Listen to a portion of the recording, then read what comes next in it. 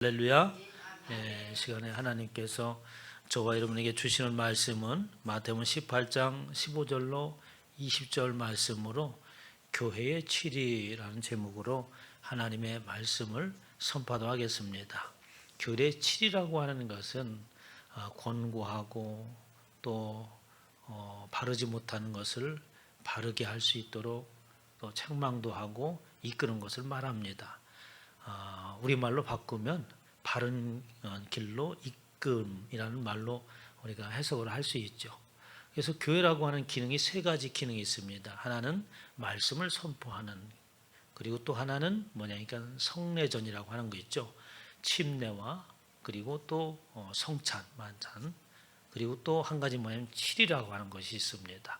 이것이 바로 교회의 3대 요소라고 이렇게 말해요. 그래서 말씀 선포하고 성례전을 베풀고 그리고 또 치리하는 것이 바로 교회의 3대 요소다라고 이렇게 말하고 있습니다. 지난 시간에 우리에서 교회라고 하는 것은 무언가 교회의 정의에서 대해서 말씀을 해주셨죠. 그래서 교회라고 하는 것은 그냥 우리가 건물이라고 하는 것은 예배당이다라고 이렇게 표현하는 것이 맞다고 말씀을 드렸습니다. 하나님을 예배하는 집이죠. 집당자를 써서 그래서 예배당이다라고 하는 것이고, 또 교회라고 하는 의미와 또 성전이라고 하는 의미가 조금씩 의미가 다른데, 교회라고 하는 것은 뭐냐면 하나님의 말씀을 통하여서 예수 그리스도께서 나의 구세주가 되시고 그 예수 그리스도는 하나님의 아들이십니다라는 신앙의 참된 고백 아래 모여있는 모든 사람들이 교회다라고 이렇게 성경에서는 말하고 있습니다. 그런 교회들이 모여서 예배 드리는 것이 교회당, 예배당인 것이고, 그리고 또한 그들이 교회라고 하는 곳에서 이제는 하나님께서 좌정하시는, 구약에서는 성전을 지으면 솔로몬이 성전을 지을 때 그곳에 누구의 이름을 두셨습니까? 하나님의 이름을 내가 거기에 두겠다라고 말씀을 하셨죠. 구약에서는 하나님의 이름, 그러니까 하나님의 이름이라고 하는 것은 하나님의 권위, 뭐 이런 의미겠죠. 그런 것을 성전에 두겠다라고 말씀하셨는데, 이제는 신학에 와서 하나님께서 교회가 되어진 그 모든 사람들을 하나님의 성전이요 하나님의 보좌를 삼으시고, 이제는 그곳에 하나님께서 친히 임재하시는 곳으로서의 거룩한 전이 되어지는 것이 바로 교회요 저와 여러분의 모습이라고 말씀을 드렸습니다. 그렇게 보면은 교회라고 하는 것은 우리가 예수 그리스도를 구세주요 하나님의 아들이라고 하는 믿는 고백 아래 하나님의 교회가 되어지고, 그 교회는 성전의 완성을 이루어가는 과정 가운데 있는 것이다.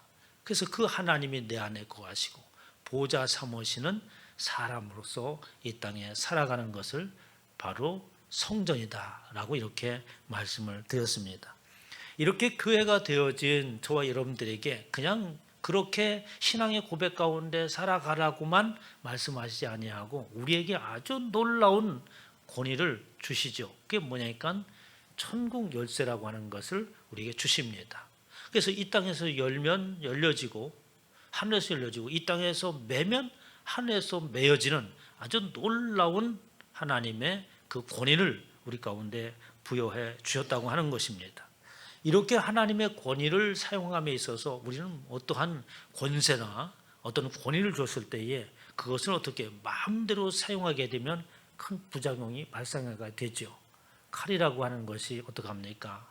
요리사에게 주어지면 아주 맛있는 요리를 하는 도구가 되겠지만, 어린아이에게나 또 악한 사람에게 주어진다면 사람을 해하는 도구가 되는 것처럼, 하나님께서 저와 여러분에게 천국 열쇠를 주시고 이 땅에서 매면 하늘에서 매고 이 땅에서 풀면 하늘에서 풀어진다고 하는 그 열쇠를 주셨는데, 우리는 그 열쇠를 사용함에 있어서 어떻게 사용해야 되겠습니까?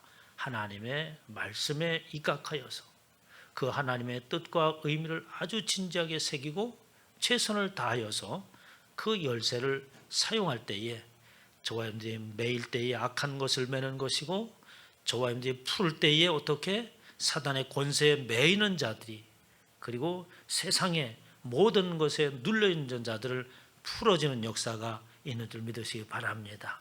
그래서 우리는 그러한 사명을 감당할 수 있도록 우리에게 능력을 주셨다는 말씀인 것이죠.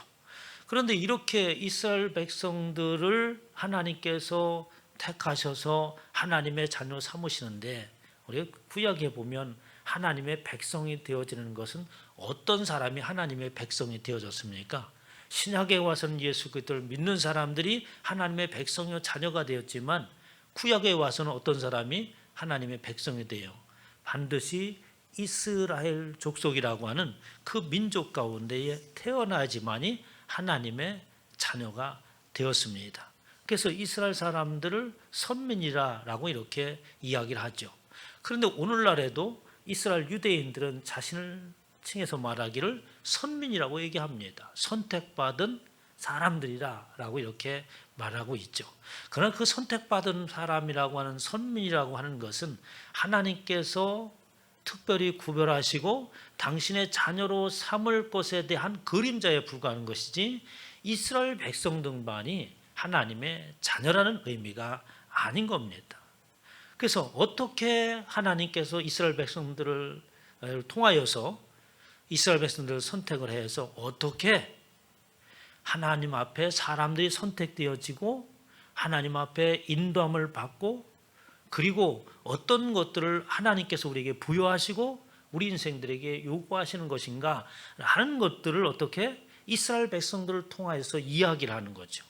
그래서 그것들을 모형이요 그림자로 삼고 이제 본질적인 하나님의 백성이 되어져 가는 것을 그 구약의 이스라엘 백성들을 통해서 우리에게 말씀해 주신 거라고 말할 수 있습니다. 로마서 9장 6절, 7절, 8절에 보면 그 말씀을 하고 계시죠. 그러나 하나님의 말씀이 폐하진 것 같지 않도다. 이스라엘에게서 난 자들이 다 이스라엘이 아니요 라고 하면서 지금 사도 바울이 이야기하는데, 사도 바울은 이스라엘 사람이잖아요. 유대인이고 당연히 그는 자신이 선민이라고 말할 수 있었을 터인데, 예수 그리스도를 만나고 나서 그것이 무엇인가를 깨달은 거죠. 그래서 그 얘기를 하는 겁니다. 이스라엘에서 난 사람들이 다 이스라엘이 아니다.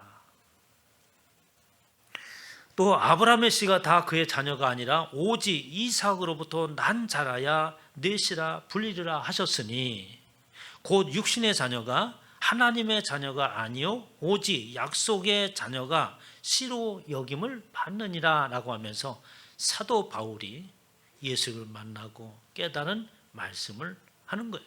이것이 바로 하나님께서 이스라엘 민족을, 족속을 택하시고 선민으로 택한 이유가 바로 어떻게 그들을 통하여서 참다운 하나님의 언약을 받는 자가 누구인가라고 하는 것을 가르쳐주는 하나의 그림자였고, 이제 그 말씀을 깨닫고 예수 그리스도를 고백하는 우리 모두는 하나님의 자녀요 백성이라고 말하고 있는 겁니다.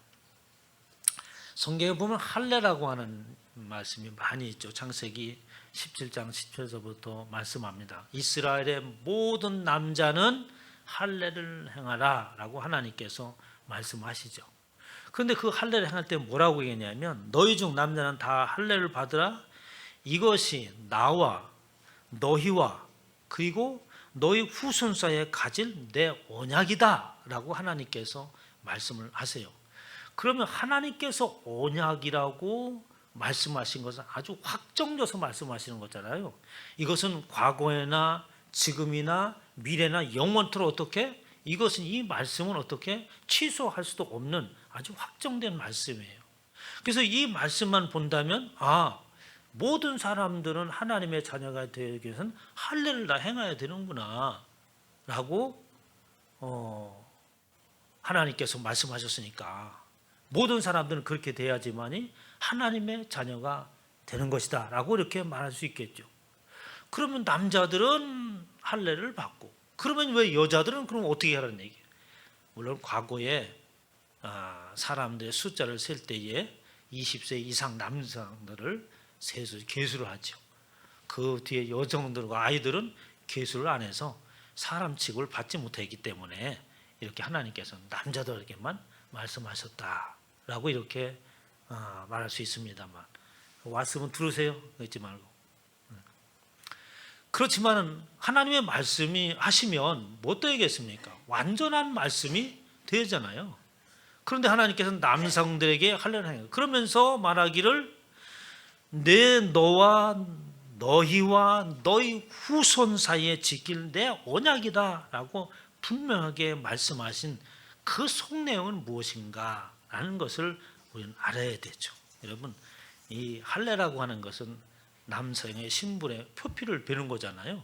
그것은 상징적인 것을 말하는 것입니다. 그건 뭐냐면 이게 표피를 베므로 해서 좋다 이런 개념이 아니라, 바로 하나님께서 할례를 행하라고 하는 것은 생식 기능을 끊어버리라고 하는 거예요. 생식 기능을 끊어버리라고 하는 거예요. 그럼 그 의미는 뭐냐니까, 사람이 하나님의 자녀가 되어지는 것, 그것을 아브라함에게 말씀을 하셨죠. 어떻게? 내시가 무별 하늘별처럼 바다의 모래알같이 어떻게 많은 사람들이 네 후손이요 자손이 되겠다고 하나님께서 말씀을 해주신 거예요. 그런데 하나님께서 이렇게 자손이 많게 해주셨다고 했는데, 그 내용을 가만히 살펴보면 반드시 이삭을 통하여서 난 자만이 하나님의 자녀요 내 씨가 되리라 라고 이렇게 말씀을 하신 거예요. 그런데 아브라함이 어떻게 했습니까? 우리가 뭐 내용으로 봤을 때는 아브라함이 참지를 못하고 믿음이 없어가지고 고세를 못 참아서 어떻게 사라의 종을 들여놔가지고 자녀를 낳았다, 이스마엘을 낳았다, 뭐 이렇게 이제 우리는 얘기를 합니다. 물론 그런 내용도 있죠. 그런데 그 내용 속에 가만히 보면, 아무리 그래도 그렇지 이스마엘이 그래도 장자인데 어떻게 이삭을 낳는데 어떻게 이스마엘을 쫓아보내냐? 하나님께서 쫓아보내잖아요. 그리고 이삭을 이렇게 선택을 합니다. 이삭을 통해서 난 자만이 내 씨다 라고 얘기하는 거예요. 그렇게 이스마엘과 이삭에만 그런 것이 아니라 그 뒤에 또 있죠. 이삭이 자녀를 낳습니다. 누구를 낳습니까? 에서를 낳고 야곱을 낳잖아요. 에서와 야곱을 낳았을 때 이삭이 누구를 사랑했어요? 이삭을 사랑했어요. 왜? 이삭이 이게 장남으로서는 틀림이 없는 거예요. 건장하지, 뭐 온몸이 에서 좋아요. 이 막 이삭이 에서가 건장하지, 사냥도 잘하지. 그러니까 어떻게 식구를 먹여 사는 장남으로서는 최고 적격이야. 그래서 어떻게 이삭이 에서를 사랑합니다. 야곱을 별로 탐탁치 않게 여겼던 거죠. 그런데 어떻습니까? 에서를 내쳐버리고, 그리고 야곱을, 그 연약한 야곱을 통하여서 아브라함의 계통을 잇게 하는 거예요. 그럼 내용을 가만히 살펴보면 할례를 행하라, 남성의 그 표피를 베라라고 하는 것은 하나님의 자녀가 되어지는 것을 얘기하는 거예요. 하나님의 자녀는 사람의 능력과 육신적인 혈연적인 관계 속에서 나온 자들이 하나님의 자녀가 되는 게 아니다. 세상의 어떤 그 생물학적 능력을 통하여서 그가 다른 사람보다 탁월함으로 인하여서 하나님의 자녀가 되는 것이 아니라는 거예요. 그것을 모두 끊어버리고 어떻게?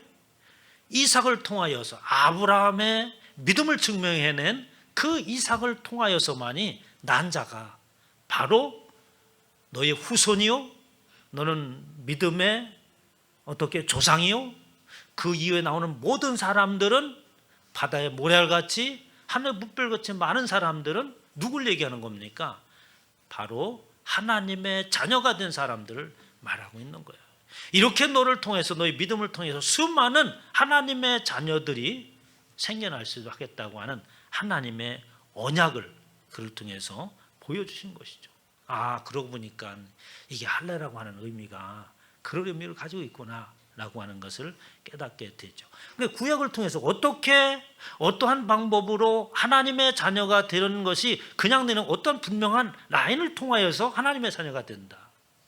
사람이라는 육적인 관계 속에서는 결코 그 어떤 것으로도 하나님의 자녀가 될 수 없고 하나님께서 제시하시는 방법으로만이 하나님의 자녀가 된다고 하는 아주 확실한 말씀을 주시는 겁니다. 로마서 10장 11절, 12절, 13절 한번 찾아볼까요? 로마서. 성경책을 늘 옆에 두셔야 돼요. 로마서 10장 11, 12, 13 찾았습니까? 자, 같이 한번 있습니다. 시작. 성경에 이르되 누구든지 그를 믿는 자는 부끄러움을 당하지 아니하리라 하니 유대인이나 헬라인이나 차별이 없습니다. 한 분이신 주께서 모든 사람의 주가 되사 그를 부르는 모든 사람에게 부요하시도다. 누구든지 주의 이름을 부르는 자는 구원을 받으리라 라고 이렇게 말씀하시면서 하나님께서 구원받고 하나님의 자녀가 되는 그것은 혈연적인 관계 속에서 세상의 그 어떤 능력을 통하여서 구원과 하나님의 자녀가 될 수 없다는 것을 분명하게 말씀하고 있습니다. 골로새서 3장을 한번 보겠습니다. 골로새서 3장 9절, 10절, 11절 한번 찾아볼까요? 골로새서 찾았습니까? 같이 한번 있습니다. 시작. 너희가 서로 거짓말을 하지 말라. 옛사람과 그 행위를 벗어버리고 새 사람을 입었으니 이는 자기를 창조하신 이의 형상을 따라 지식에까지 새롭게 하심을 입은 자니라. 거기에는 헬라인이나 유대인이나 헬라파나 무할레파나 야만인이나 스구디아인이나 종이나 자유인이 차별이 있을 수 없나니 오직 그리스도는 만유시요 만유 안에 계시니라 라고 하면서 누구든지 그 어떠한 상황 가운데 있는 사람도 하나님은 차별하지 않는다. 하나님께서 정해하신 그것을 통하여서 그 안에 들어온 모든 사람들은 다 어떻게? 그 가운데 예수 그리스도가 계시고 그 안에 하나님이 계시고 그 안에 우리가 산다라는 말씀을 할 수 있는 거죠.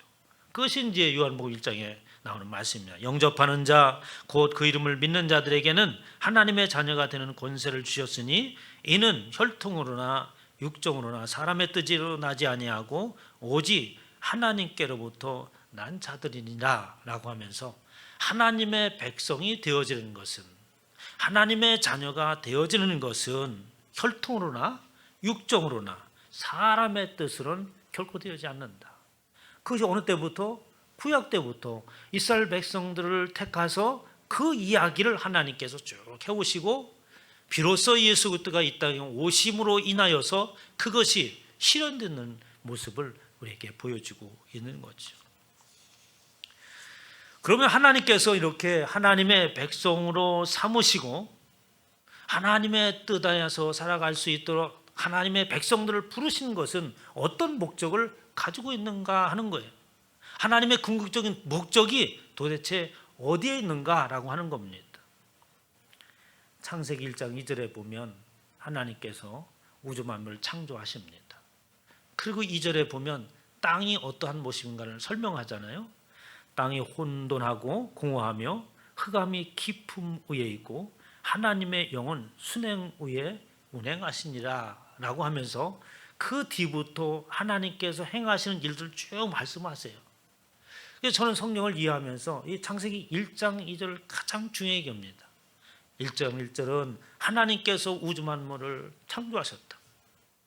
모든 것이 하나님으로부터 모든 것이 하나님에 의하여서 모든 것이 하나님의 주권 안에 있다고 하는 선포가 바로 창세기 1장 1절에 있다고 봅니다. 하나님께서 다 만드신 것이다. 그분이 주이시다. 그분 안에 모든 것이 움직인다. 라는 모든 내용들이 다 포함된 선포가 바로 창세기 1장 1절에 태초에 하나님께서 천지 만물을 창조하셨다는 말이에요. 그런 천지 만물을 창조하셨는데 그 땅이 어느 때인가 하나님께서 부여하신 그 질서 가운데 있는 것이 아니라 혼돈 가운데 놓여있게 되었다는 내용이 바로 2절에 있는 내용이라고 저는 이해를 합니다. 어느 때부터? 아담과 하와가 타락한 그부터 아담과 하가 타락하기 그전에는 어떠한 땅이었어요? 아름답기 그지없었습니다. 인생은 그곳에서 누리며 하나님과의 기쁨의 관계 속에서 살아가는 모습이었어요. 저는 거기서 가만히 생각하면 이 아담과 하와를 하나님께 지으시고 사람에게 아담과 하와에게 필요한 모든 것을 다 주셨어요. 그러면 사람이 기쁨과 행복을 느끼는 것일까라는 생각을 한번 해봅니다. 여러분 앞에 모든 것이 다 있다. 그러면 만족하고 기쁘고 행복하게 살 수 있을 것 같아요? 왜? 돈도 많고 집도 뭐 그냥 아파트 한 100평짜리 뭐 연예인 사는 것처럼 살고 뭐 이러면 뭐 좋지 않나? 안 좋아? 이상하네. 왜 안 좋지? 저는 돈 많이 벌다가 뭐 좋은 일 있어요? 아니 그래도 좋지 왜? 지금 하다가 하면 것도 그냥 자기네 집에 있잖아요. 그래요? 아니 어쨌든 사람들은 그것을 위해서 살잖아요. 그럼 그 모든 것이 있으면 사람은 행복한가 하는 거예요. 그러면 왜 아담 그 에덴 동산은 그러면 이 행복한 곳이 아니란 말인가 이런 얘기가 되잖아요. 가만히 생각했습니다. 그들은 어디에서 기쁨과 행복과 즐거움을 느끼며 살아갔을까? 무엇으로 인해서? 우리가 행복이라는 건 기쁨이라고 하는 건 뭡니까? 뭔가를 성취했을 때 뭐 기쁨과 행복하잖아요. 근데 다 있는데 뭘 성취를 해? 뭘? 그렇잖아. 어디에서 기쁨과 행복을 느껴? 저는 이 대목에서 여기에서 기쁨과 행복과 즐거움을 느끼는구나. 그것은 바로 하나님과의 정상적인 관계 속에서 교제하는 삶이 있을 때 그때 어떻게? 참다운 기쁨이 그분으로부터 오는 것이구나. 이거 외에는 그 어느 곳에서도 행복과 기쁨을 맛볼 수 있는 곳이 없는 거예요. 말씀 안 해주신 거죠. 죄로 인하여서 하나님의 낯을 피할 때부터 어떻게? 문제가 생기게 된 거죠. 하나님의 낯을 피하지 않고 그때는 어떻게 해서 하나님과 함께 거닐는 거였던 거거든요. 오늘 갑자기 하나님과 거닐더니 너 어디 갔냐? 라고 묻지 않습니까? 그러니까 인생이라고 하는 것은 하나님께서 무조건 줌으로 인해서 행복한 것이 아니라 그곳에 하나님이 함께 하시는 삶을 사느냐 이게 중요한 거예요. 그분이 내 안에 있을 때에 진정한 기쁨과 행복이 있는 거죠. 그래서 진정한 축복은 다른 곳에 있는 것이 아니라 하나님을 만나는 곳에 있는 줄 믿으시기 바랍니다.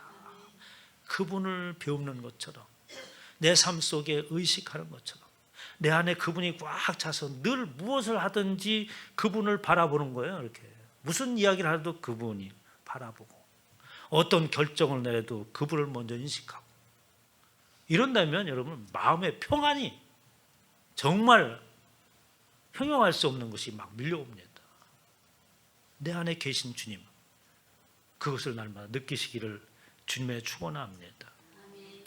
이러한 하나님의 질서를 떠난 모든 사람들의 상태가 혼돈과 공허와 흑암 가운데 있는데 그 깊음 위에 수면 위에 있다라는 거예요. 알펜의 태움이라고 합니다. 태움이라고 하는 것은 소용돌이 치는 깊은 심해 바다 이런 걸 의미하거든요. 그러니까 혼돈과 공허와 흑암이 무지함과 혼돈 가운데 질서가 무너진 가운데에 그 소용돌이 치는 가운데 땅이 존재하는 거예요. 그 땅은 그곳에 사는 사람들을 의미하는 것이라고도 말할 수 있겠죠. 물론 신학자들은 그렇게 해석을 않더라고. 문자적인만 해석을 하지. 그러나 내용을 쭉 보면 하나님이 그것을 보고 그 안에서 어떻게 이 혼돈과 공허함과 흑암 속에 있는 알펜의 태움 그 혼돈 가운데 소용되는 지는 그들에게 하나님께서 어때요? 새로운 질서를 부여하려고 하는 거죠. 새로운 하나님께서 처음에 창조하셨던 그 질서를 회복하고 새롭게 재창조하고 새로운 조화로 살아갈 수 있도록 하나님께서 만드는 것이 하나님의 궁극적인 목표인 줄 믿으시기 바랍니다. 그것이 하나님의 목표였어요. 여러분 에베소서 1장 3절서부터 한번 펴보시기 바랍니다. 에베소서 1장 에베소서 폈으면 할 수 있습니다. 1장 3절서부터 시작. 찬송하리로다. 하나님 곧 우리 주 예수 그리스도의 아버지께서 그리스도 안에서 하늘에 속한 모든 신령한 복을 우리에게 주시되 곧 창세전에 그리스도 안에서 우리를 택하사 우리로 사랑 안에서 그 앞에 거룩하고 흠이 없게 하시려고 그 기쁘신 뜻대로 우리를 예정하사 예수 그리스도로 말미암아 자기의 아들들이 되게 하셨으니 이는 그가 사랑하시는 자 안에서 우리에게 거저 주시는 바 그의 은혜의 영광을 찬송하게 하려는 것이라. 우리는 그리스도 안에서 그의 은혜의 풍성함을 따라 그의 피로 말미암아 속량 고 제사함을 받았느니라. 이는 그가 모든 지혜와 총명을 우리에게 넘치게 하사 그의 뜻의 비밀을 우리에게 알리신 것이요 그의 기뻐하심을 따라 그리스도 안에서 때가 찬 경륜을 위하여 예정하신 것이니 하늘에 있는 것이나 땅에 있는 것이 다 그리스도 안에서 통일되게 하려 하십니다. 이 그리스도 안에서 통일된다라고 하는 것은 뭐냐면 남북 통일을 얘기하는 게 아니에요. 이게 그리스도 안에서 통일된다라고 하는 것은. 그래서 뭐 아나카팔레오라고 해요. 그것은 뭐냐면 아나라고 하면 위를 향하여, 케팔레라고 하는 것은 머리라고 하는 거예요. 근데 케팔레오라고 할 때 어떻게 합니까? 이것은 새롭게 정리한다, 어떤 것을 요약한다, 이런 뜻을 가지고 있어요. 정리를 한다, 이런 뜻을 가지고 있어요. 그러니까 그 정리를 하는데 어떻게? 아나 케팔레오, 그래서 위를 향하여 정리가 되어지는 거죠. 그러니까 혼돈과 무질서 가운데 있는 그것을 어떻게 이제는 새롭게 창조하여서 새로운 질서를 부여하고 궁극적으로 하나님께서 제신 그 질서로 운행되어지는 그 모습으로 새롭게 어떻게 고친다는 거예요. 이게 바로 그리스도 안에서 통일되게 하는, 모든 것이 새롭게 하나님의 처음에 부여하신 그 모습대로 다시 통일되도록, 다시 하나님께서 부여하신 그 질서가 유지되어서 그 조화로운 가운데 살아갈 수 있도록 하는 것이 하나님의 목표라고 하는 거예요. 이것이 하나님의 궁극적인 목표입니다. 그래서 우리를 거룩하고 흠없게 하려고 하는 거죠. 그래서 이에 보면은 에베소 1장 21절에 모든 통치와 권세와 능력과 주권과 이상뿐 아니라 오는 세상에 일거는 모든 이름 위에 뛰어나게 하시고 또 만물을 그 발 아래 복종하게 하시고 그를 만물 위에 교회의 머리로 삼으셨느니라. 교회는 그의 몸이니 만물 안에서 만물을 충만하게 하시는 이에 충만합니다 라고 하면서 만물 위에 교회의 머리로 삼으셨다라고 이렇게 합니다. 자 보세요. 그러면 교회라고 하는 것은 바로 예수 그리스도께서 우리의 구세주이며 하나님의 아들이라고 하는 그 믿음 안에 살아가는 그들을 교회라고 합니다. 그런데 그 교회라고 하는 것은 예수 그리스도 안에 있는 사람들이죠. 예수 그리스도와 연합한 자를 말하고 있는 것입니다. 그렇게 예수 그리스도와 한 몸을 이루어 나가고 있는 삶을 살아가는 것이 바로 교회요, 저와 여러분의 모습인 거예요. 이렇게 예수 그리스도와 하나가 된 유기체로서 살아감에 있어서 이제 교회라고 하는 것은 교회 3요소가 3가지 있다고 그랬잖아요. 하나님의 말씀을 선포하고 성례전을 베풀고 치리하는 것이다. 3가지가 있다고 했지 않습니까? 그 중에 오늘 말씀은 뭐냐면 교회의 치리라고 하는 거예요. 바른 길로 인도하는 것을 말하는 거죠. 그런데 교회라고 보이는 사람들은 어디에 살고 있어요? 이 땅에 살아가고 있잖아요. 이렇게 살아가면서 각가지 상황들 속에서 살다 보니까 사람들의 성격도 다르고 받아들이는 모습도 다르고 그것을 또 하나 더 적용해서 살아가는 모습도 다르고 하다 보니까 이 교회가 어때요? 예수 그리스도와 하나가 되어져 있는 유기체가 되어지는 그 몸인데 어느 부분이 아픈 거예요 이게. 응? 손가락이 아프면 이 손가락이 아픈 거예요? 내가 아픈 거지 내가. 발가락이 잘못됐으면 어떻게? 발가락이 무좀 생긴 거는 내가 무좀이 생긴 거잖아요, 이게. 그러니까 나는 예수 그리스도이고 우리는 그분의 지체가 되어진 모습이라고 얘기했잖아요. 그런데 사람들의 모습들이 어떤 부분은 상하고 아프고 그리고 예수의 지체된 모습으로 살아가지 못하는 그런 부분도 있는 거지. 우리의 몸이 그렇듯이 우리가 원하지 않는데 무좀 생기잖아요. 무좀 없는 사람 손 들어봐 한번. 왜 이렇게 난 무좀이 많은지 몰라. 그렇잖아요. 내 몸이 지체인데도 이게 다 성한 것이 아니더라고요. 우리가 살아가고 있는 세상이기 때문에 그렇습니다. 만약에 완성되어진 하나님의 나라 속에 살아간다면 어떻게 완벽한 모습으로서 더 이상 우리에게 그 어떤 흠잡을 모습도 없겠지만 그럼 우리 이 땅에 살아가고 있잖아. 어떤 사람은 아픈 사람, 또 어떤 사람은 마음을 아프게 하는 사람, 상하게 하는 사람, 이런 모든 것들이 어떻게 이제는 우리 안에서 하나인 것이다. 누가 마음을 상하게 하는, 누가 하나님의 이름을 욕되게 하든 그것은 내가 한 것이다. 교회는 우리가 예수 그리스도께서 그 아픔을 느끼는 거고 예수 그리스도께서 속상한 거고 이런 것이라는 거예요. 그 안에서 그것을 어떻게 해야 되냐 내게는 그것이 바로 바른 길로 인도하는 것이 필요하다. 그것을 치리라고 하는 겁니다. 그래서 책망하기도 하고 또 그래서 말씀으로 교훈하기도 하고 그런 것이 교회에서 반드시 일어나야 된다는 거예요. 교회가 그것이 없으면 어떻습니까? 제멋대로 살아가면 안 되잖아요 이게. 그런데 참 문제가 많습니다. 왜냐니까 요새는 손님이 왕이야. 그래가지고 성도가 왕이야 요새는. 응? 한마디 말 잘못하면 뭐 여기 교회가 여기밖에 없나 이래는 사람들이. 어? 그럼 그 영혼은 어떻게? 영원토록 거기서 헤어나지 못합니다. 그래서 목사는 어떻게 바른 말을 해야 돼. 왜 그렇게 하십니까? 라고 해야 되는데 이게 내가 말을 못해내.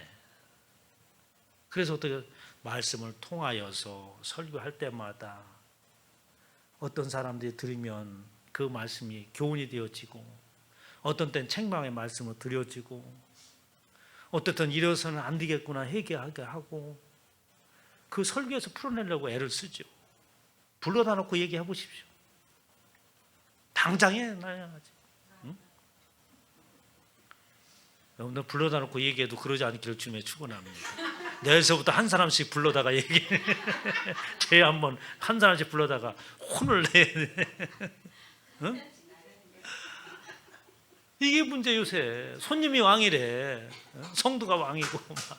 이러다 보니까 교회가 자꾸 문제가 생기는 거예요. 오죽하면 교회 3대 요소가 말씀, 성례전, 칠이라고 했겠습니까? 우리가 예수 그리스도와 연합한 자요.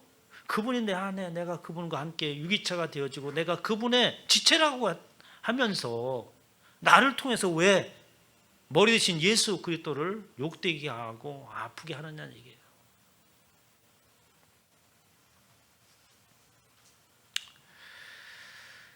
우리는 예수 그리스도가 함께 있고 그분이 나의 머리가 되시고 몸이 되시고 또 나는 그분의 지체라고 한다면 그 속에 있는 저와 여러분 모두는 예수 그리스도 안에서 한 가족인 줄 믿으시기 바랍니다. 그래서 사람들을 책망할 때도 먼저 내 가족이기 때문에 당신이 바르지 못하면 내가 바르지 못한 것이기 때문에 나거든. 나 같은 연결되어 있는 거거든. 그분이 손가락이라면 나는 발가락이고 이런 식이거든. 그러니까 어떻게 사랑하는 마음으로 정말 가족 같은 마음으로 예수 그리스도 안에서 새로운 가족이 되어진 것처럼 권면하시길 주님의 축원합니다. 예수님께서 하나님의 말씀을 선포하실 때 가족들이 찾아오잖아요. 그래서 아유 그 어머니가 오셨는데요 라고 이제 제자들 얘기합니다. 그래서 예수님이 뭐라고 했어요? 아주 냉정하게 말씀을 하시죠. 마태복음 12장 49절에 보면 손을 내밀어 제자들을 가리켜 이르시되 나의 어머니와 나의 동생들을 보라. 가리키면서 얘기하는 거예요. 어머니하고 동생이 왔는데 지금 내 어머니하고 동생이 와 있지? 봐라. 그러면서 누구든지 하늘에 계신 내 아버지 뜻대로 하는 자가 내 형제요 자매요 어머니다. 그러니까 그 말씀을 듣는 어머니와 형제들 어떻게 생각해요? 응? 세상에 사람들 앞에서 무안을 두던 군수가 있지. 어떻게 부모가 아니라고 한다는 말 똑같잖아요. 예수님께서 이렇게 말하세요. 진정한 내 부모, 내 가족, 내 형제는 여러분 다른 곳에 있는 것이 아닙니다라고 예수 말씀하신 거예요. 어떻게? 하늘에 계신 내 아버지 뜻대로 행하는 자가 내 형제요 자매요 어머니라 라고 말씀하십니다. 그러니까 그 얘기는 어디하고 연결되는 겁니까? 하나님의 백성을 택하는 데서부터 연결되어지죠. 그리고 하나님께서 할례를 선포하는 것부터 연결되어지잖아요. 하나님의 자녀가 되어지는 것, 예수 그리스도의 형제요 부모가 되어지는 것은 육적인 관계 속에 있는 것을 말하는 것이 아니다. 그것을 지금 다시 말씀하고 있는 거예요. 혈연적인 관계나 세상적인 어떤 능력이나 어떤 것을 통하여서 하나님의 백성의 자녀 한 가족이 되어지는 것이 아니라 오직 하나님의 뜻대로 행하는 자만이 하나님의 자녀다 라고 선포를 하는 겁니다. 예수님께서 십자가를 지십니다. 요한을 부르죠. 그리고 제자들에게 말합니다. 내 어머니를 부탁한다 라고 예수님께서 말씀을 하세요. 근데 그 내용을 가만히 보세요. 요한복음 19장 27절에 보면 제자에게 이르시되 보라 내 어머니라. 누굴 말합니까? 지금 마리아를 육신의 어머니를 가지고 얘기하는 거예요. 예수님이 내 어머니라. 예수님 제자한테 저 내 어머니가 바로 내 어머니다 라는 거예요. 하신데 그때부터 제자가 자기 집에 모시니라 라고 했어요. 그 말을 그냥 글자 그대로 보면 어떻습니까? 이제 내가 죽으니까 우리 어머니를 부탁한다. 뭐 이런 얘기가 되잖아요. 그럼 누구나 세상 사람들이 다 하는 얘기예요. 아니 죽으면서 예수님이 돌아가시면서 마지막 하는 얘기가 그 얘기를 하고 들어가셨나요?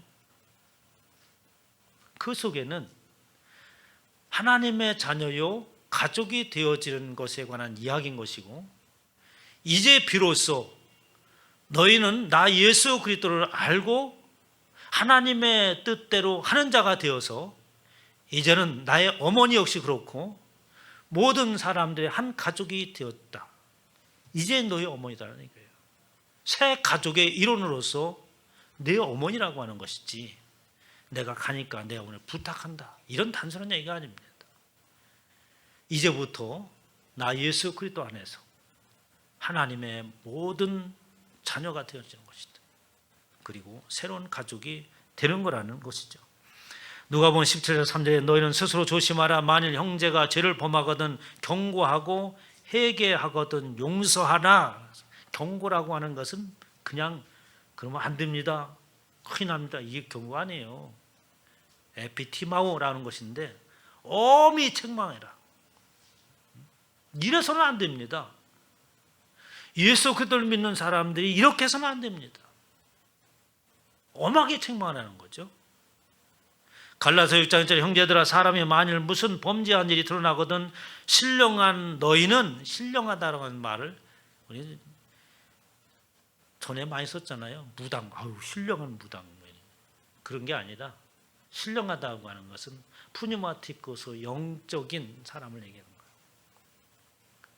성령에 의해서 살아가는 사람들. 우리는 그런 얘기를 하죠. 그래서 너희는 온유한 심령으로 그러한 자를 바로잡고 너 자신을 살펴보아 너도 시험을 받을까 두려워하라라고 할 때 바로잡고라는 말은 뭐냐니까 완전히 어떻게 뜯어 고쳐라는 얘기예요. 완전히. 응? 그런 하나님을 욕되게 하고 예수의 지체된 모습으로서 살아가지 못하는 그 사람들을 완전히 뜯어 고쳐라. 그리고 엄하게 경고하라고 말씀하고 있습니다. 이게 참다운 교회 모습이에요. 그리고 그 엄하게 꾸짖고 책망하는 그 말씀을 듣고 그 안에서 무릎 꿇고 순종하며 나가는 사람이 진짜 성도입니다. 완전히 뜯어 고치라고 하는 그 말에 지금까지 살아온 모든 습관을 뜯어버리고 고쳐버리고 하나님의 말씀에 순종하며 살아가는 것. 이게 진짜 어떻게 참다운 교회요, 참다운 그리스도이라고 하는 거예요. 그래서 교회 3대 요소 중에 7이라고 하는 것이 있는 겁니다. 바른 삶으로 고치는 거죠. 저와 여러분 모든 삶이 이렇게 새로워지시기를 주님의 이름으로 축원합니다.